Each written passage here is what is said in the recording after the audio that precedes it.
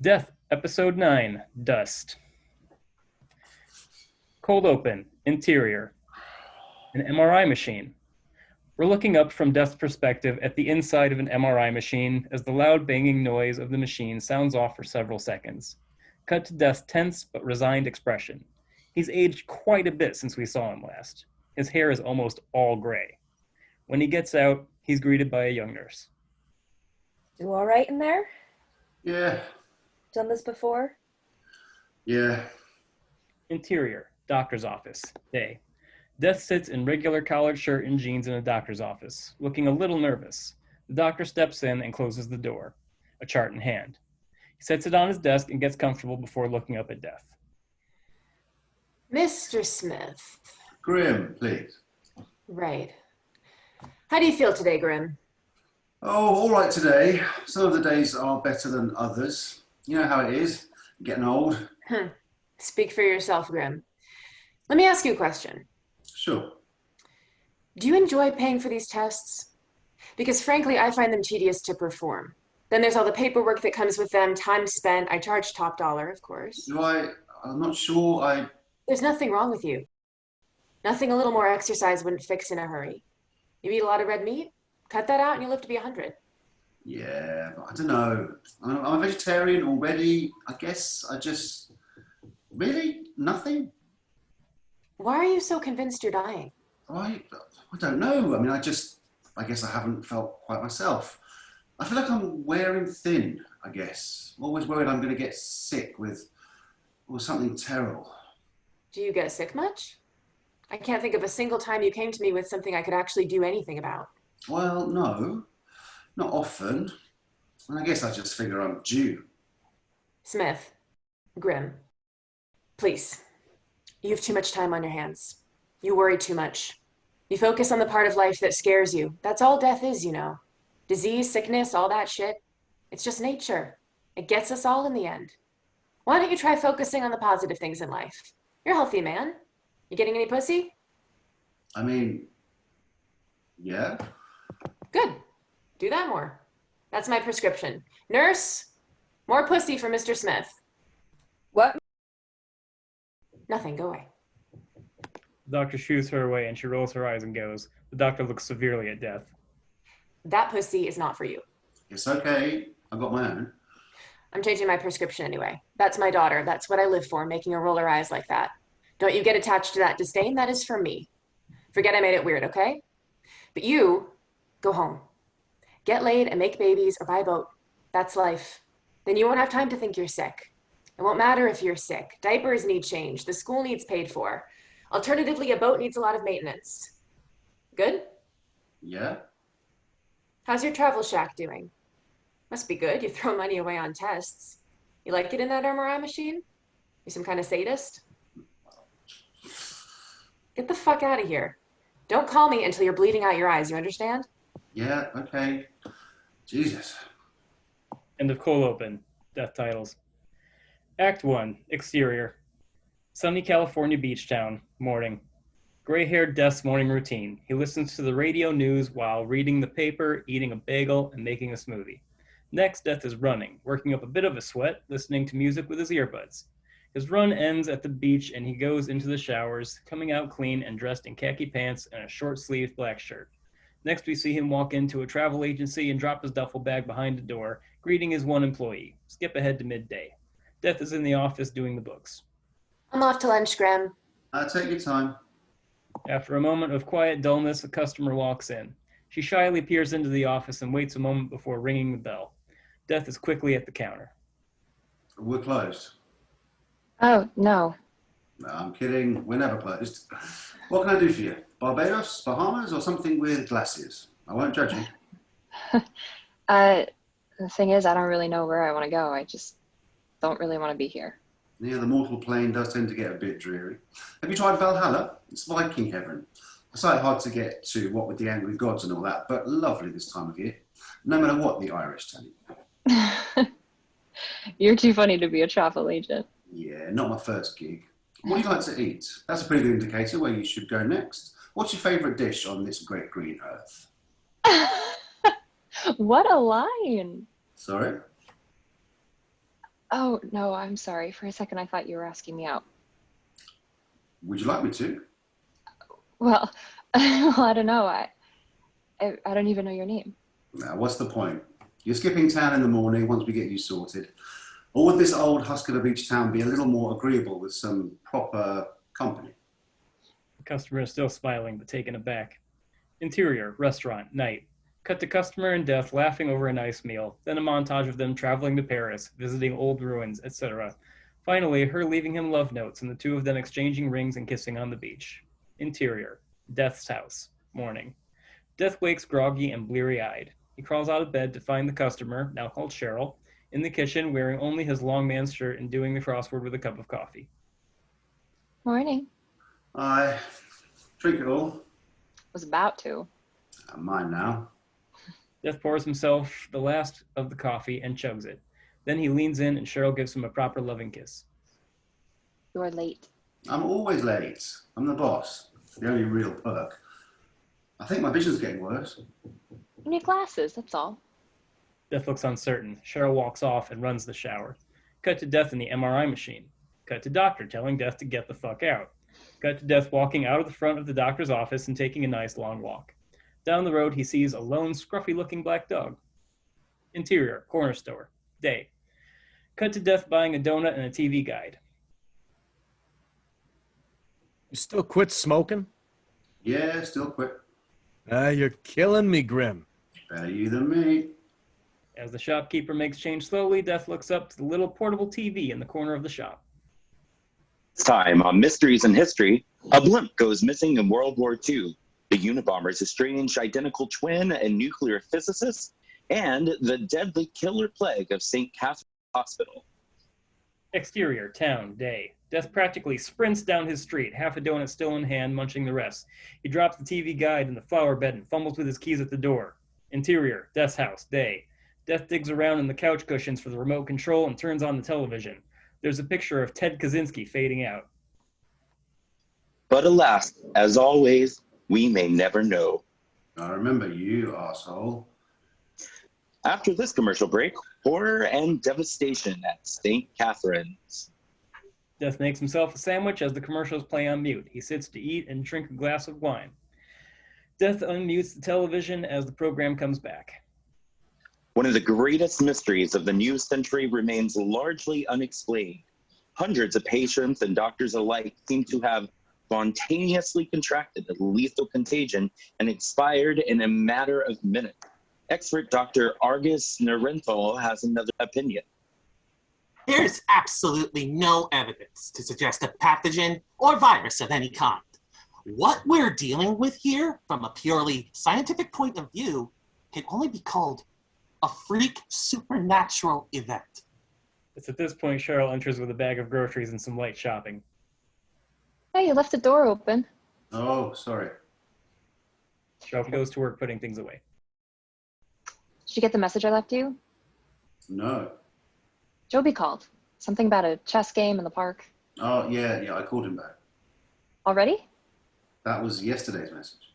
Oh, right. What are you watching? History's mysteries. Christ, how can you watch that garbage? Fact is stranger than fiction, love. Well, have fun. Don't eat anything else. I'm cooking pad thai later. Okay. But strangest of all is the more than curious case of the only missing person from St. Catherine's, an off-duty nurse by the name of Regina Annabelle Shaw. There's no question in my mind she had something to do with it. I just really couldn't say what. As far as a possible pathogen goes, the only evidence is what was recovered of some kind of animal carcass that was found conclusively not to have been contaminated with anything but a rare genetic irregularity. And Shaw had no background in anything of the sort. It's an utterly baffling series of details and an absolutely astonishing clusterfuck of a truly one-of-a-kind occurrence. A picture of Gina appears on the screen. Death seems to feel nothing at this but morbid curiosity. Nurse Shaw was never seen again after the day, though several eyewitness accounts place her at the scene. But if Gina Shaw was involved in the tragedy of St. Catherine's, she never struck again. That famed day of death in this now abandoned and demolished Manhattan hospital remains a unique and singular story and one of the most perplexing cases in supernatural and supermedical history. End Act 1. Act 2. Interior, Death's travel agency, day. Death walks out of the office with a bag lunch to employee. Back in a bit. Exterior, town, day. Death exits the corner shop with a drink and crosses the street to eat in the park. As he does, he sees the dog again and whistles after it. Oi! Morning. Mate! A car suddenly swerves to miss the dog, barreling around the corner out of nowhere and banks up onto the curb before hitting a fire hydrant and going up on two wheels, landing upside down in the street. A truck comes speeding around the same way and plows right into the overturned car. Screams are heard. Death drops his things and moves toward the smashed car. The panicking truck driver throws it into reverse and is swiftly gone. People are beginning to come to the scene, but Death is closer. The dog is long gone. Hey! Hey! Deciding the truck's not worth it, Death looks into the car and beats away some glass to get to the girl inside. The shopkeeper is watching from the storefront. Louis! Ambulance! Now! The shopkeeper goes into the store to call. Death can hear the distant patter of people running to aid, but the look in the girl's eyes tells him all is lost. He takes her hand. It's all right, love. The girl unbuckles herself and falls to the roof of the car. No, don't. Oh. Death crawls in with her and holds her bloody face. She's crying and terrified. Death gets in close and holds her as best he can. She clings to him and whimpers. I'm scared. Nothing to be afraid of. This is the hard part, believe me. All over in a moment. She pleads with Death with her eyes. He doesn't know what to do. A moment passes. Death looks around. People are surrounding the car and looking in, asking questions. Several people are dialing cell phones. Death turns back to the girl, who is now turning quite pale. He sings her the French song Carl sang to Mary in a quiet moment centuries ago in the woods. When he finishes, she is gone, her face somehow calm. After a moment, Death removes himself from the vehicle. Police sirens roar in the distance, and the mob of people aren't sure what to do. Death walks like some kind of zombie. He looks all around, but does not seem to find what he is looking for. Finally, he gives up and goes to sit on the curb. The little black dog finds him and sits by his side. A couple licks of blood, and he is off again. Death does not look up or answer anybody until the police arrive. Interior, Death's house, late afternoon. Death comes in and finds Cheryl asleep on the couch. He creeps quietly past her and showers, washing the blood away and seeming so very alone. Cut to dinner with Cheryl, where she asks, Anything exciting happened today? Same old, same old. Exterior, Death's house, night. Before bed, Death stares out at the universe in the dark of his backyard. He drops the garbage at the cans and takes his time nursing his beer, looking out on his street. Interior, Death's house, night. Cheryl puts down her book and kisses Death goodnight. She turns off the light and snuggling up by him while he watches TV. It's a rerun of the hospital drama from Death Episode 1. Don't stay up too late. This shit rots your brain. Cut to later, the TV off. Death lies awake in bed next to sleeping Cheryl a while before finally starting to drift off. Exterior, Death's dream, Nightmare Beach, nightish. Death opens his eyes on a sparkling white sanded beach. It's night and the moon is high, like a pop art painting, but there's also a dark star setting like the sun, burning dark orange and giving off very little colorful glow in the atmosphere, mostly pinks and purples with a bit of dancing yellow and blue. At the other end of the beach is a massive fuchsia planet with countless rings and an exploded moon hovering in static decay. He looks behind him and sees that the beach stretches back forever into an impossible desert with a few species of cacti. Death rises in bare feet, black slacks, and an open-at-the-chest white-collared shirt. He walks the beach a bit, taking in the sight. Seagulls, or possibly buzzards, swoop overhead.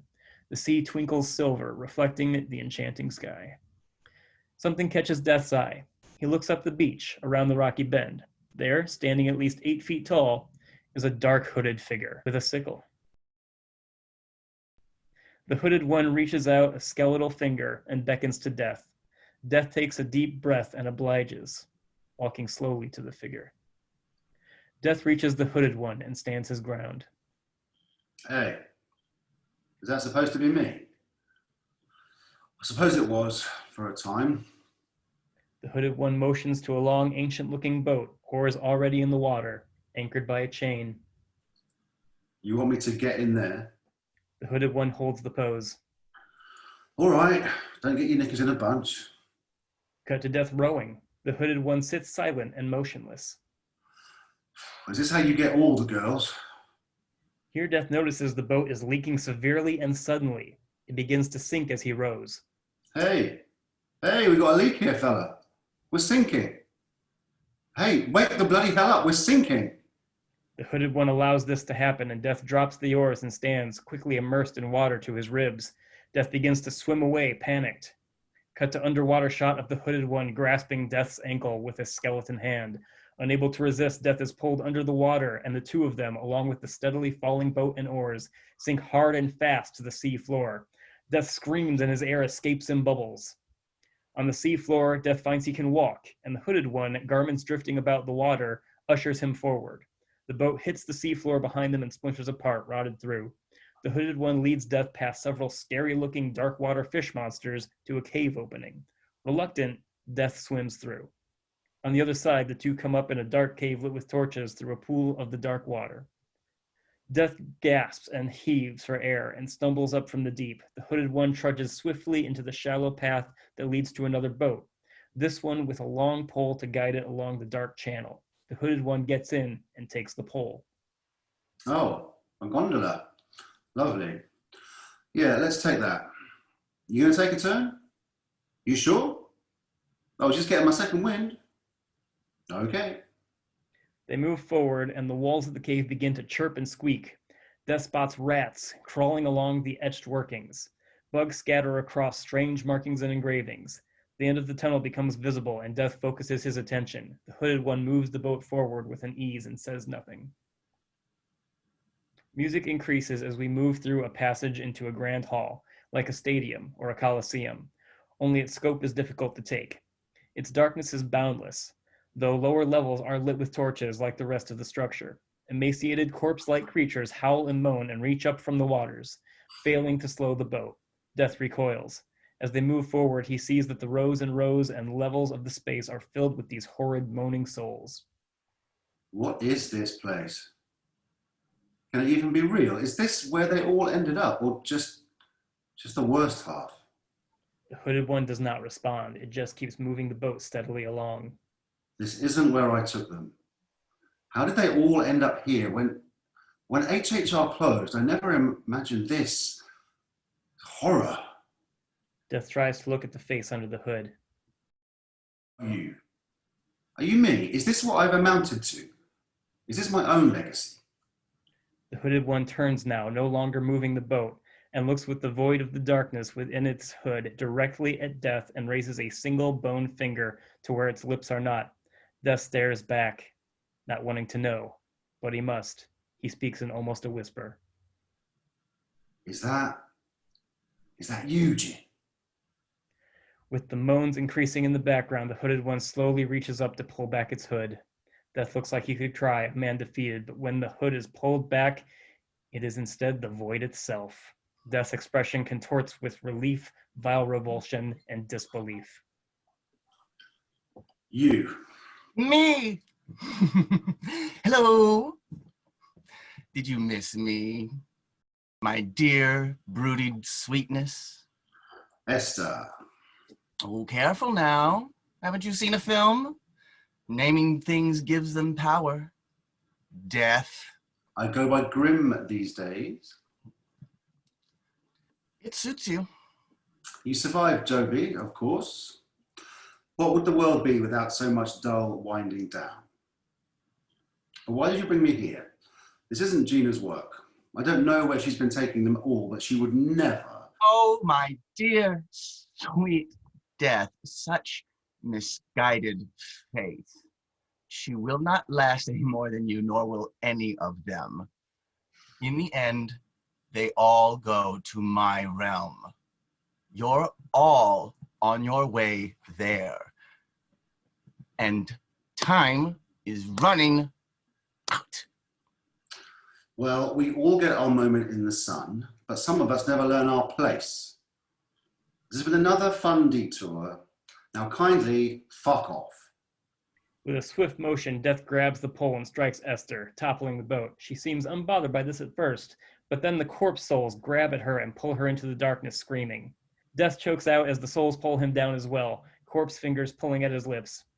See you when we see you, old girl. Interior, Death's house, night.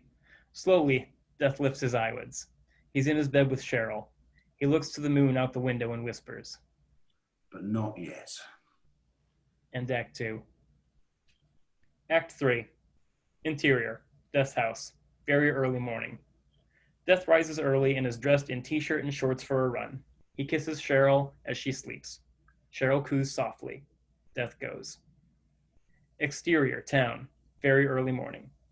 Death jogs with the sun just starting to creep up. Behind him, the doctor comes speeding along on the very chic, fast bicycle, singing loudly. He does not say hi to Death. Death watches him go and mutters between breaths. Prick. Exterior beach, early morning. When Death reaches the beach, he stops at a drinking fountain and takes in the view of the rising sun, hands on his knees. It's a nice moment and he takes it in. Then Death spots the little black dog trotting along and nipping at the foaming waves as they wash up onto the sand. Hello again, you bloody bastard. Death casually walks up the beach toward the dog, thinking maybe he'll play or follow him home. When Death gets too close, the dog takes off again. Death is in no mood to chase him. Fine. Go then, you wee little tramp. Good luck with the trash piles. Death looks around the beach again, takes off his shoes, and digs his toes into the cool, wet sand. He seems to be genuinely enjoying himself when something catches in the corner of his eye. Death looks down the beach to see Gina, looking back at him. She is smiling. Her hair is up in a sort of punky splay. She is wearing a white, light, flowy short dress. Death is a bit disturbed by the possible implication of her presence, but smiles nonetheless with abandon to see his old friend. Am I dreaming? Always a charmer. Aye. Don't know how to turn it off. Yeah. You look good, Jen. You look quite crap. Yeah. Did no one tell you about moisturizer? It's so good to see you. But force of habit, maybe in my current line of work, I have to ask, business or pleasure? Can it be a bit of both? Ah, crap. All this running for nothing. Heart attack? Does it matter? Just want to know what's about to hit me. Well, that's the good news. It's already over. Come again? Someone up there must like you. You went in your sleep. You mean? You left your body in your bed, silly. Fitting. That whole run I was worried I forgot my keys. Blood clot. I'm sorry. Probably thought you had more time. Figures. Hey, I got what anybody gets. A shot. I think you actually might have lived more than anyone. Well, things considered, as much. You disappeared. I know. What kind of life would you have had with death in your shadow? Was there any way? Well, are you ready? I think so. Well, to tell you the truth, I've been looking forward to returning to the stars again. Yeah, I figured it out. Of course, that's where you've been taking us. When HHR shut down, it was the only thing that made sense. Good old Gina Shaw. All mercy, no judgment. You're a better death than I ever was. I mean that, Jean. Just one thing, please. A favour. Watch out for Cheryl for me. I mean, she'll be fine. Just keep the arseholes off her, will you? I'll do my best. Yeah. Yeah, I know you will. You always did. I'm so proud of you, Jean. Thank you, Grim. It's time. Yeah. But wouldn't it be more fitting if I were to go out with the sunset instead of the sunrise? I suppose it's all relative. The sun's just setting now in China. Want me to take you there? Nah, skip it.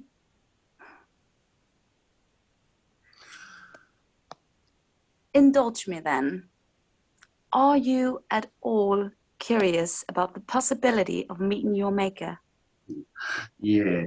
Thing is, I sort of lied about that. I was supposed to meet him for chess this afternoon. Gina lands the kiss, and in a flash of light, she is alone on the beach. She opens her eyes and looks around her. She spots a little black dog a ways away. It growls at her and runs off whimpering. Gina smiles a sad but satisfied smile, trots up a few paces, and sits in the sand to watch a glorious sunrise. We watch with her. It is breathtaking. Fade out and series. Beautifully done, guys. Thank you. Beautifully done. It was brilliant. All right. So, guys, if you do want to say something, as normal, you can leave your name in the chat and I'll call it out. Phil, do you have anything you'd like to say or any questions you'd like answered, maybe? I'm just curious how satisfying this ending is, and beyond that, give me what you got.